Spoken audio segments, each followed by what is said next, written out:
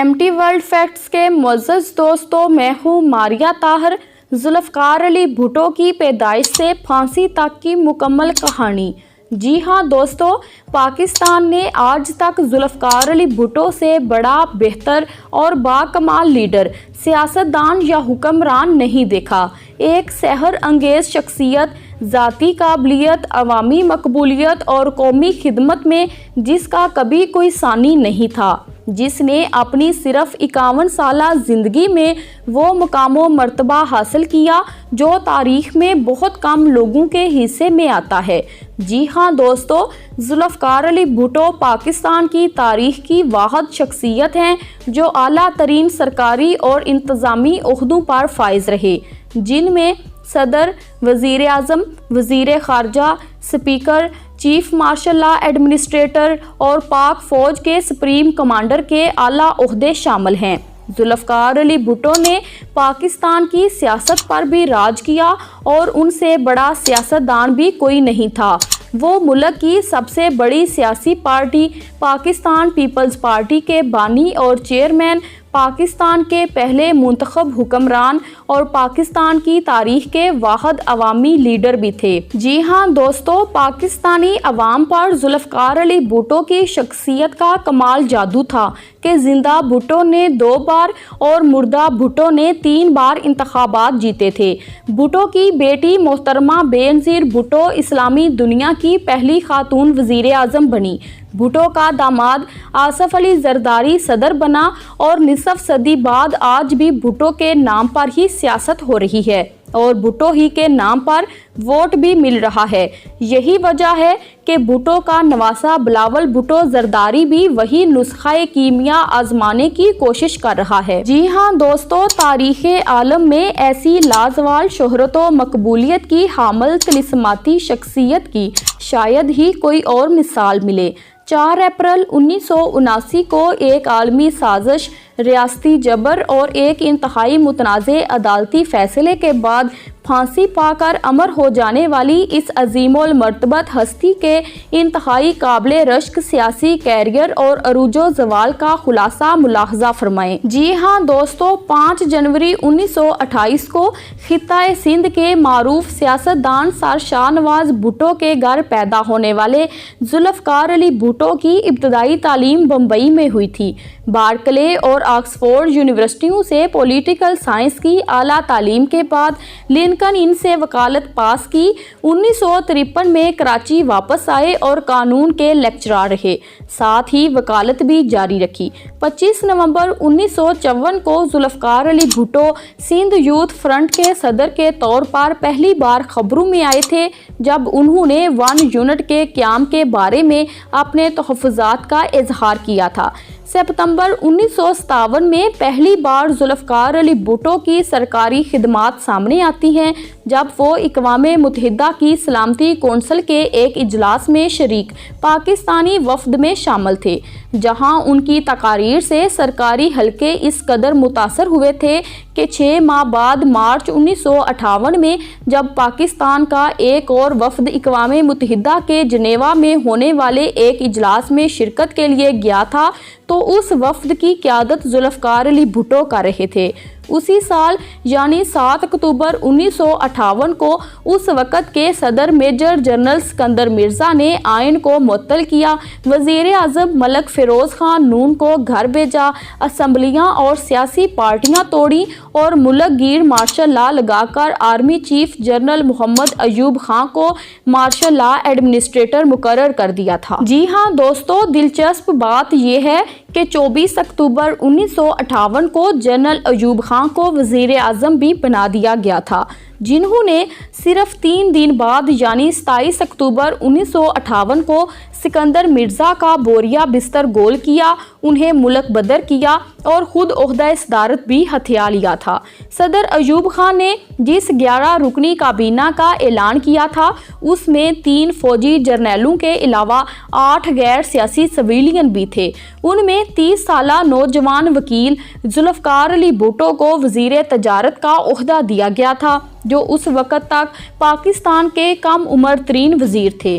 सिर्फ 1.25 साल के अरसे में जुल्फ़िकार अली भुट्टो ने अपनी कारकर्दगी से इस कदर मुतासर किया था कि 7 जनवरी 1960 को सदर जनरल अयूब खान ने अपनी 11 रुकनी काबीना में वजारतों की तकसीम नौ की तो जुल्फ़िकार अली भुट्टो वाहिद वज़ीर थे जिन्हें सबसे ज़्यादा यानी 6 वजारतों के कलमदान सौंप दिए गए थे।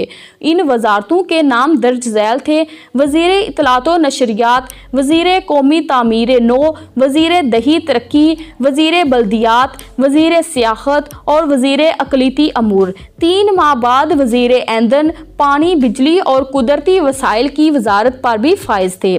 जबकि 24 जनवरी 1963 को अपने वज़ीर ख़ारजा बनने तक उन वजारतों के नाम भी आते हैं: वज़ीर सनत, वज़ीर अमूर कश्मीर, कायम मुकाम वज़ीर खुराक व ज़राअत और कायम मुकाम वज़ीर ख़ारजा वगैरह।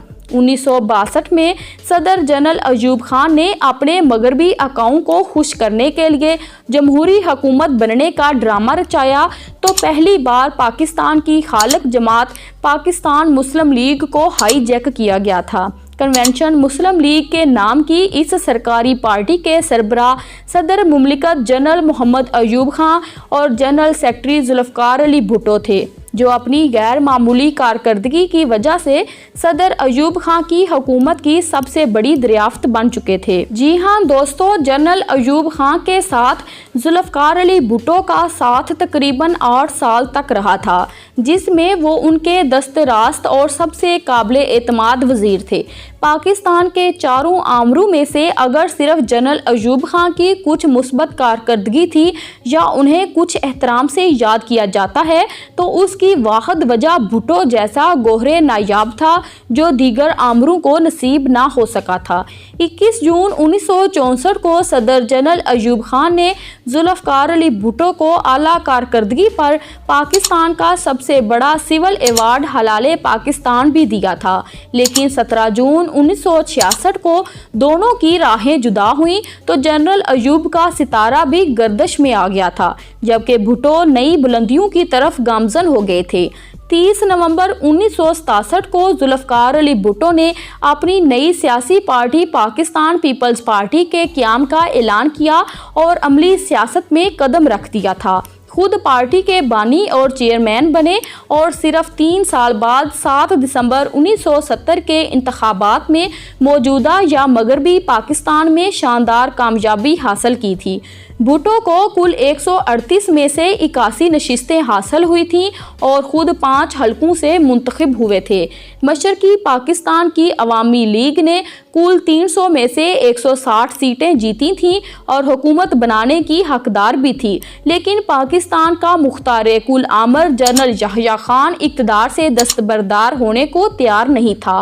वो सिर्फ शिरकत इक़्तिदार चाहता था, इंतकाल इक़्तिदार नहीं। हत्ता के मुल्क तक टूट गया था, लेकिन वो फिर भी इक़्तिदार से हटने को तैयार नहीं था। जी हाँ दोस्तों, 7 दिसंबर 1971 को जंग दिसंबर के नाजुक मौके पर सदर जनरल याह्या खान ने एक कौमी हुकूमत कायम की थी, जिसमें मशरकी पाकिस्तान से वाहिद सीट जीतने वाले नूरुल अमीन को वज़ीर आज़म और जुल्फ़िकार अली भुट्टो को पाकिस्तान का पहला नायब वज़ीर आज़म और दूसरी बार वज़ीर ख़ारजा बनाया गया था।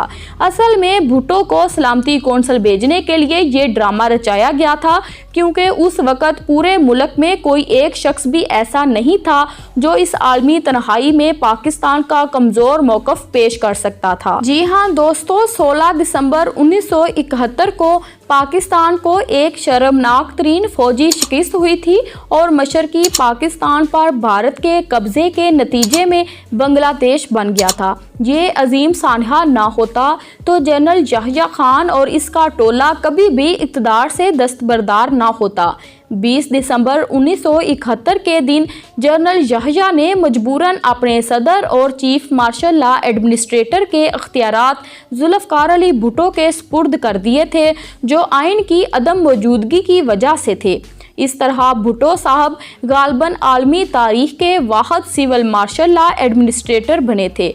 उनके अलावा जुल्फ़िकार अली भुट्टो के पास वज़ीर ख़ारजा, वज़ीर दिफ़ा और वज़ीर दाखिला की वजारतों के कलमदान भी थे।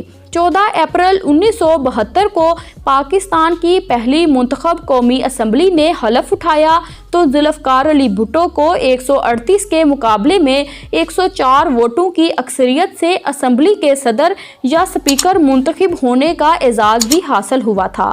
सिर्फ 5 माह की मुद्दत में 20 अप्रैल 1972 के दिन अबूरी आइन का नफाज हुआ था, जिसके नतीजे में मार्शल लॉ ख़त्म हुआ था और जुल्फ़िकार अली भुट्टो ने 21 अप्रैल 1972 के दिन दूसरी मरतबा सदर पाकिस्तान के ओहदे का हलफ उठाया था। पाकिस्तान की तारीख का ये पहला मौका था कि जब किसी हुक्मरान ने अपने ओहदे का हलफ कौमी ज़ुबान उर्दू में उठाया था और ये वाक़या भी पहली बार हुआ था कि किसी सरकारी इमारत की बजाय रेस कोर्स रावलपिंडी के एक अवामी इज्तिमा में हलफ उठाया गया था। जी हाँ दोस्तों, 14 अगस्त 1973 को पाकिस्तान का पहला मुतफ़िका आइन नाफज हुआ तो जुल्फ़िकार अली भुट्टो ने पाकिस्तान के पहले मुंतखब वज़ीर आज़म के ओहदे का हलफ उठाया था। उन्हें कौमी असम्बली में 28 के मुकाबले में 108 वोट मिले थे। भुट्टो न सिर्फ पाकिस्तान के मुस्तकिल आइन के खालक थे बल्कि पाकिस्तान के एटमी प्रोग्राम के बानी भी थे। उन्होंने जहां शिमला मुआहदा में मैदाने जंग में हारी हुई जंग जीती थी, वहां हज़ारों मरबा मील मकबूजा इलाके वापस लेने के अलावा किसी पाकिस्तानी फ़ौजी अफसर पर जंगी जराइम के तहत मुकदमा भी नहीं चलने दिया था।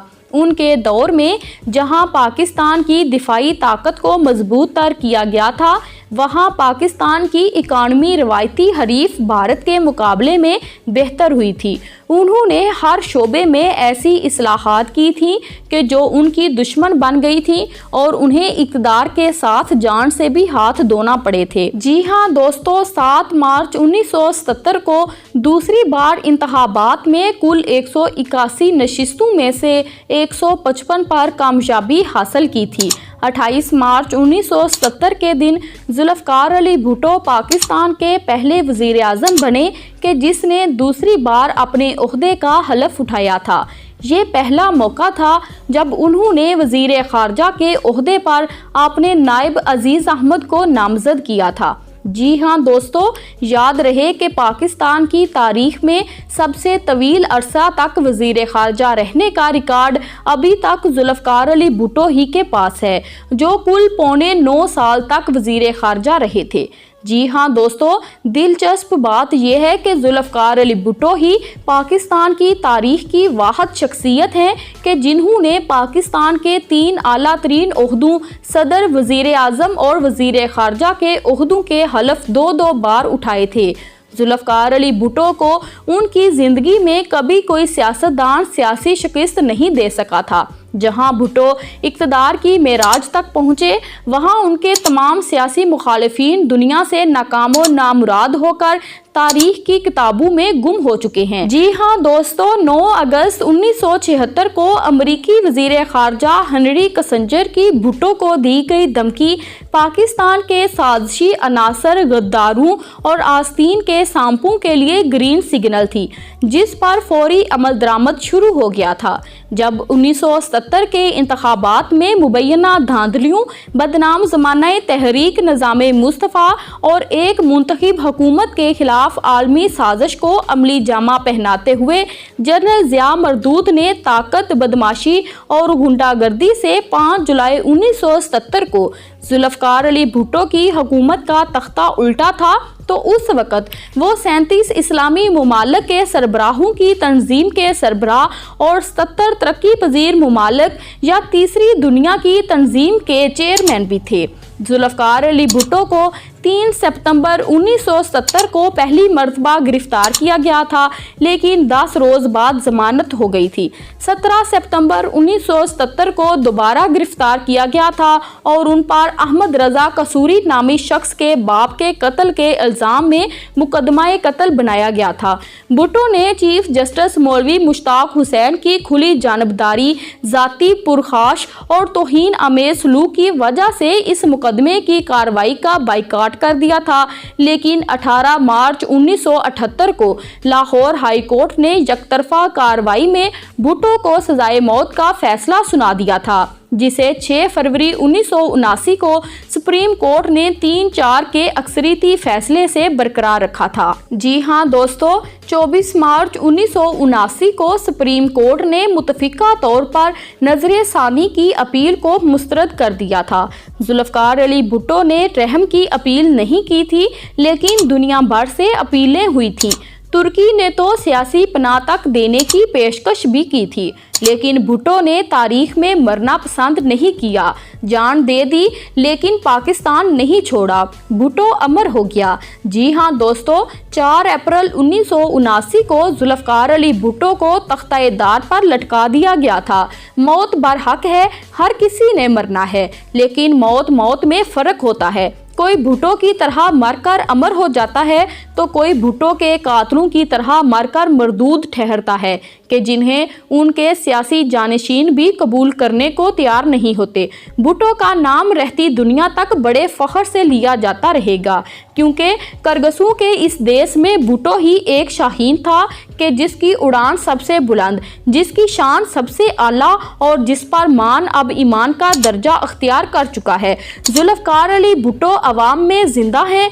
भुट्टो अमर हो गया। वीडियो पसंद आई है तो लाइक कर दें और चैनल को जल्दी से सब्सक्राइब कर दें। Thanks for watching my video.